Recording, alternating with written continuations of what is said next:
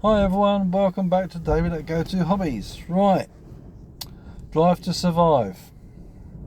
How can the wind affect you when you're driving? It can blow your car across the road.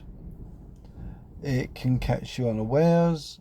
It can cause an accident.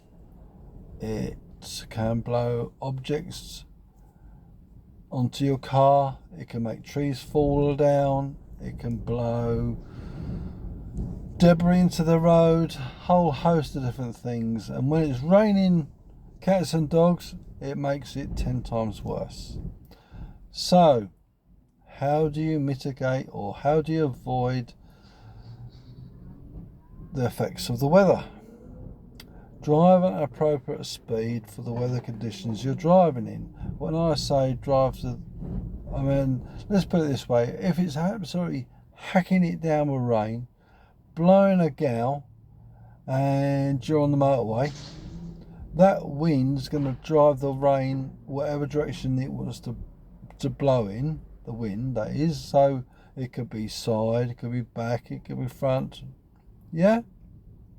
What you got to realise, that will reduce your visibility. It might cause you to aquaplane. It could create big puddles on the road and things like that. So, what can the wind also do? It can make your vehicle unstable. And when I say unstable, if you're driving too fast for the weather conditions, in other words 70 miles an hour is absolutely blowing a gale, a wind force on the side of the car could push you across the side into another lane. It could push you into another vehicle because you're driving too fast. What happens? Why does it do this? Right, your car is basically a sail. If you imagine a large HGV vehicle, yeah, he's going along, he's got a massive side of that vehicle. When the side wind blows against that vehicle, it literally can blow the vehicle over. That's how strong it is. It very much depends on if it's got a load on or not.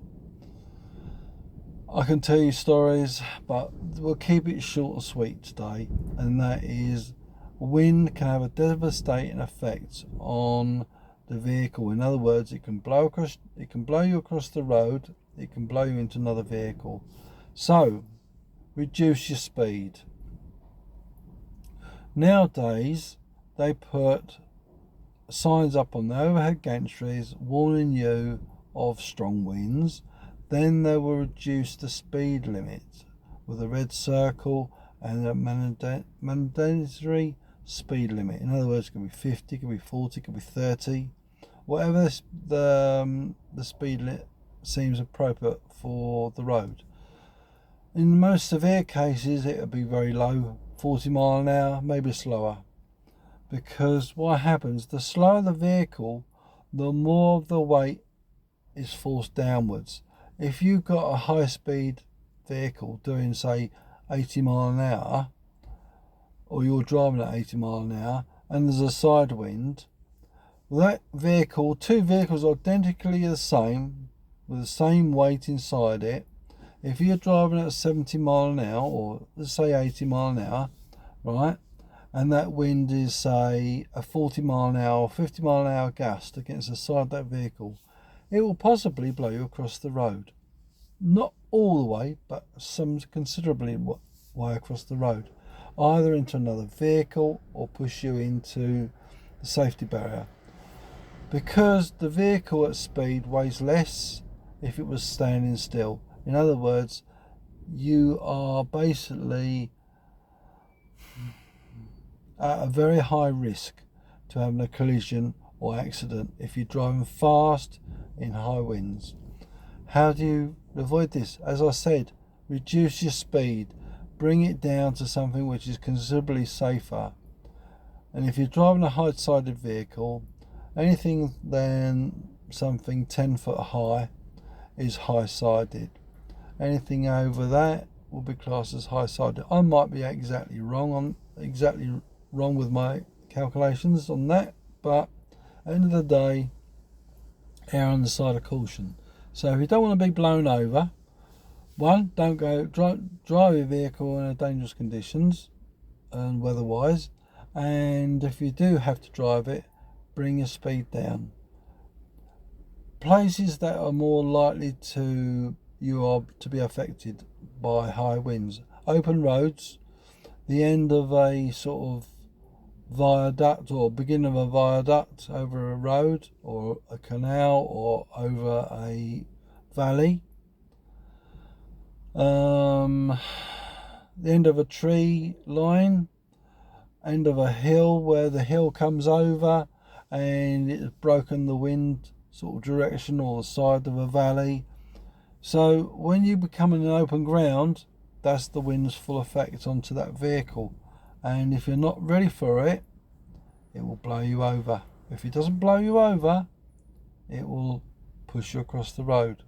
I've been in a truck, I've had that experience, but because I was ready for it, I reduced my speed, and I was just got a little bit of a blow on the side of the van or the vehicle, whatever driving at the time, which wasn't going to do significant force to push me across the road or force the vehicle over. So really and truly, it's down to you to read the road conditions. If you read the road conditions, you are a safer driver, and you're aware of all the situations that could potentially be hazardous to you. So, high winds, reduce your speed, give yourself more time, and be ready for the gusts of wind when you're ending a row of trees, approaching open ground, approaching an open bridge, things like that, where the wind can just blow straight across. There's other situations as well. If you've got like a bit of a hilly side to the road you're driving down, and that hill stops, the wind's going to cut across in front of that hill, and then when you enter that position on the road, it's going to affect you. So just bear in mind that safety is the number one priority, and hopefully you will find out without